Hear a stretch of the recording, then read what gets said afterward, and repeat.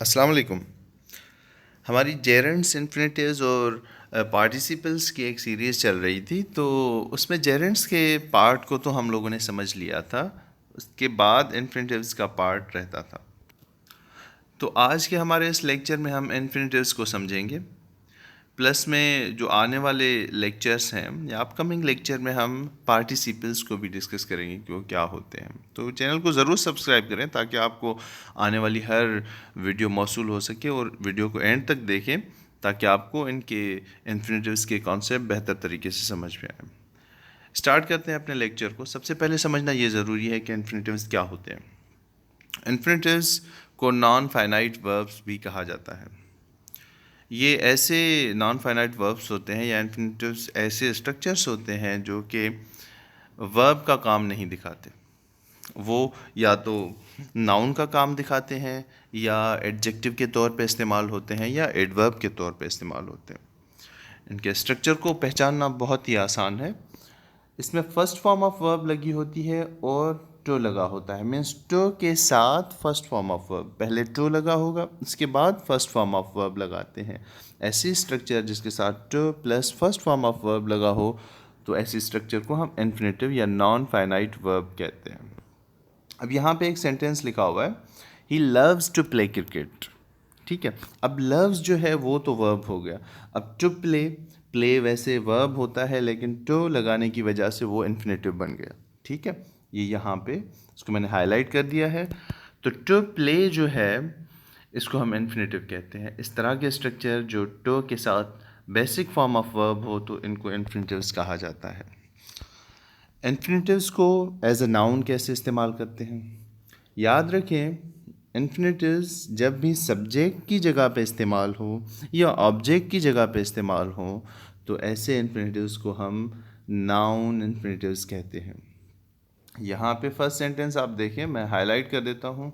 ये first sentence है हमारा। इसमें टू प्ले, टू के साथ प्ले लगाया फर्स्ट फॉर्म ऑफ वर्ब, तो ये इन्फिनेटिव हो गया। और सब्जेक्ट की जगह पे लिखा हुआ है तो इस वजह से हम इसको नाउन इन्फिनेटिव कहते हैं। और इसी तरह से सेम दूसरे सेंटेंस में, let me know if you decide to leave early. ठीक है, अब to leave early, to leave, to leave object की जगह पे लिखा हुआ है, और ऐसे इन्फिनेटिव्स जो ऑब्जेक्ट की जगह पे लिखे हों तो उनको हम नाउन इन्फिनेटिव्स कहते हैं। दो बातें याद रखनी है, इन्फिनेटिव या सब्जेक्ट की जगह पे हो या ऑब्जेक्ट की जगह पे हो, दोनों को इन्फिनेटिव ऑफ नाउन कहा जाता है। उसके बाद इन्फिनेटिव्स को हम एडजेक्टिव्स के तौर पे भी इस्तेमाल करते हैं। आपको पता है कि एडजेक्टिव्स किसी भी नाउन या प्रोनाउन को फर्दर डिस्क्राइब करते हैं, क्वालिफाई करते हैं उनको फर्दर, या इनको मॉडिफायर्स भी कहा जाता है। ठीक है, ऐसे इन्फिनेटिव्स जो एडजेक्टिव के तौर पे काम कर रहे हों या उनके एडजेक्टिव्स के तौर पे इस्तेमाल हों, तो ऐसे इन्फिनेटिव्स को एडजेक्टिव इन्फिनेटिव कहा जाता है, या इनको एडजेक्टिव क्लॉज भी कहते हैं, इनको रिलेटिव क्लॉज भी कहा जाता है। तीन नाम हैं इनके। हाईलाइट कर देता हूँ मैं, आपको चीज़ें बेहतर समझ में आए। This is a good place to start reading. ठीक है, यहाँ पे प्लेस जो है वो हमारा नाउन है, कॉमन नाउन जिसको हम कहते हैं। नाउन वाली सीरीज़ में ये चीज़ें तो हम समझ चुके हैं। उसके साथ साथ टू स्टार्ट रीडिंग, स्टार्ट हमारा वर्ब है, टू उसके साथ हमने लगा लिया तो इन्फिनेटिव बन गया। अब ये वाला इन्फिनेटिव जो है ये किसी नाउन को क्वालिफाई कर रहा है, तो इस वजह से हम इसको इन्फिनेटिव ऑफ एडजेक्टिव या एडजेक्टिव इन्फिनेटिव कहते हैं। ठीक है बच्चों, इस तरह के इन्फिनेटिव्स जो किसी भी नाउन या प्रोनाउन को क्वालिफाई करें या मॉडिफाई करें, तो ऐसे इन्फिनेटिव्स को एडजेक्टिव इन्फिनेटिव कहा जाता है, या नॉन फाइनाइट वर्ब्स। उसके बाद इनको एडवर्ब्स के तौर पे भी इस्तेमाल करते हैं। जैसे हमें पता है कि एडवर्ब्स जो हैं वो किसी भी वर्ब को क्वालिफाई करते हैं, मॉडिफाई करते हैं कि ये चीज़ या ये जो एक्शन है हमारा वो क्यों हुआ है या कैसे हुआ है।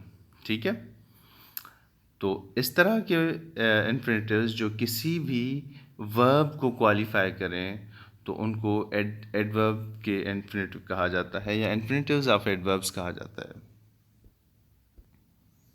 सेंटेंस मैंने लिखा हुआ है, मैं उसको हाईलाइट कर देता हूँ। यहाँ पे ये लिखा हुआ है, I started running to improve my health. ठीक है, अब यहाँ पे जो टू इम्प्रूव माई हेल्थ है ये बता रहा है कि रनिंग हमने क्यों स्टार्ट की है, इसकी रीज़न बता रहा है, किसी भी एक्शन की रीज़न बता रहा है। और एडवर्ब हमेशा किसी भी एक्शन की रीजनिंग बताता है। ठीक है बच्चों, तो यहाँ पे टू इम्प्रूव जो है वो इन्फिनेटिव है और वर्ब को मॉडिफाई कर रहा है या क्वालिफाई कर रहा है, तो इस वजह से हम इसको एडवर्ब का इन्फिनेटिव या इन्फिनेटिव ऑफ एडवर्ब कहेंगे। सेम दूसरी जगह पे we must leave in order to catch our train. To catch our train जो है यहाँ पे बता रहा है, ये रीज़न बता रहा है कि हमें क्यों जल्दी लीव करना चाहिए। वो इस वजह से कि जो है हमें अपने ट्रेन को, जैसे हम ट्रेन तक पहुँच सकें। ठीक है, तो इस तरह के एडवर्ब्स जो इन्फिनेटिव्स जो किसी भी वर्ब को क्वालिफाई करें तो उनको एडवर्ब इन्फिनेटिव कहा जाता है।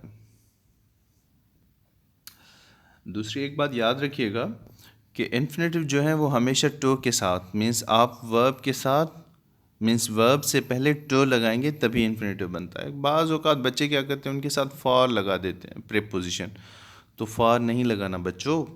फॉर लगाने से वो आपका स्ट्रक्चर चेंज हो जाता है। अगर आप किसी भी सेंटेंस में फॉर लगाते हैं इस तरह से, जैसे मैंने दो सेंटेंसेस नीचे लिखे हुए, तो प्रीपोजिशनल फ्रेजेस बन जाते हैं। ठीक है, मैं हाईलाइट कर देता हूँ।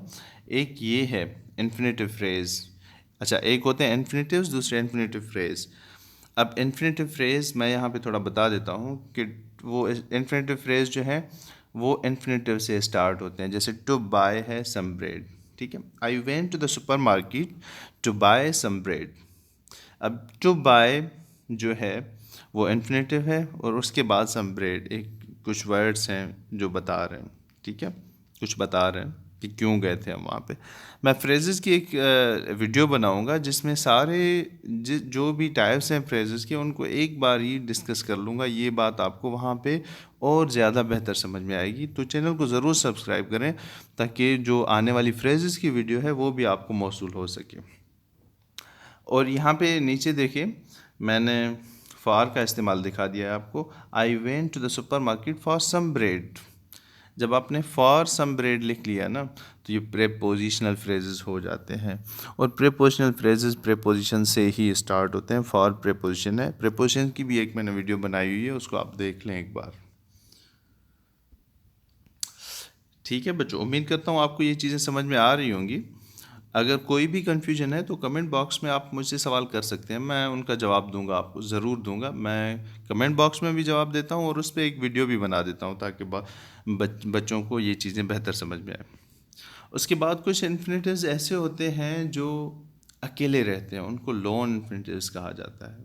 ठीक है, जैसे कि बाज़ औक़ात कोई ऐसा शख्स है किसी से कोई सवाल करता है तो उसका जवाब दिया जाता है। जैसे यहाँ पे एक मैंने दो लिखे हुए हैं सेंटेंसेस। एक क्वेश्चन है, why did U turn on the TV. ठीक है, अब जो स्पीकर बी है वो बता रहा है टू वॉच द न्यूज़। अब उसने आंसर दे दिया लेकिन वो आंसर टू से स्टार्ट हुआ, टू वॉच द न्यूज़। अब ऐसे इन्फिनेटिव्स जो कि अकेले ही एग्जिस्ट करें, जैसे टू वॉच द न्यूज़, तो ऐसे इन्फिनेटिव्स को लोन इन्फिनेटिव्स कहा जाता है। आगे बढ़ते हैं। उसके बाद कुछ इन्फिनेटिव्स ऐसे होते हैं जो कि बिल्कुल ही वर्ब की तरह लिखे होते हैं, उनके साथ टू नहीं लगा होता, उनको हम बेयर इन्फिनेटिव्स कहते हैं। जैसे यहाँ पे एक सेंटेंस लिखा हुआ है, he help me clean the room. ठीक है, अब यहाँ पे बहुत सारे बच्चों को कन्फ्यूजन होता है कि क्लीन लिख सकते हैं या नहीं लिख सकते। तो लिख सकते हैं बच्चों, क्योंकि इन्फिनेटिव्स को आप यूज़ कर सकते हैं। बेयर इन्फिनेटिव्स जो होते हैं वो टू के बगैर भी इस्तेमाल होते हैं। ठीक है बच्चों, वो होते ही टू के बगैर इस्तेमाल है, जैसे क्लीन लिखा हुआ है। या जैसे यहाँ पे है, her father makes her study. ठीक है, मेक्स हर स्टडी मीन्स उनके अब अबू जो हैं वो उनको फोर्स कर रहे हैं कि आप स्टडी करें। लेकिन यहाँ पे स्टडी जो है वो हमारा इन्फिनेटिव है जिसको बेयर इन्फिनेटिव कहा जाता है।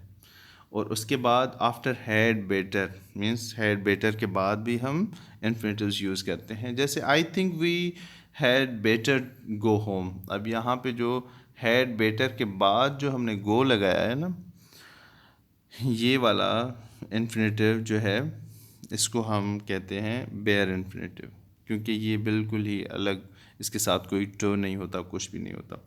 हेड बेटर के बाद जो इन्फिनेटिव लगाते हैं उसको बेयर इन्फिनेटिव कहा जाता है। उसके बाद वाई के बाद भी हम बेयर इन्फिनेटिव्स लगाते हैं। यहाँ पे एग्जांपल लिखी हुई है मैं हाईलाइट कर देता हूँ। Why study when I already know the material by heart. ठीक है, इसको एलिप्टिकल भी कहते हैं। एलिप्टिकल क्यों कहते हैं? अब यहाँ पे जो स्टडी है ना, ये इन्फिनेटिव बेयर इन्फिनेटिव है। वाई के बाद जो डायरेक्ट हमने वर्ब लगाया, ठीक है, वो बेयर इन्फिनेटिव कहलाता है और इसको एलिप्टिकल भी कहा जाता है इस वजह से ताकि इसका जो मकसद है वो समझा जाता है, अंडरस्टूड होता है।